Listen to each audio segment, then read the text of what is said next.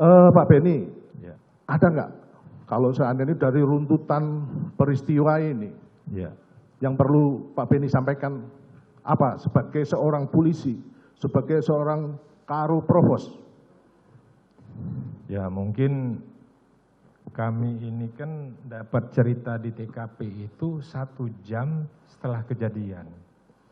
Jadi kejadian jam 5, kami datang hampir jam 6.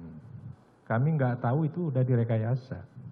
Mungkin kalau kami tahu itu direkayasa, seandainya kita tahu ya, seandainya mohon maaf Pak Sambo, saya yang nangkap waktu itu, harus bertanggung jawab. Kasihan banyak korban. Ya, itu kan Ya. setelah Ya. setelah ada Setelah pengakuan kita tahu.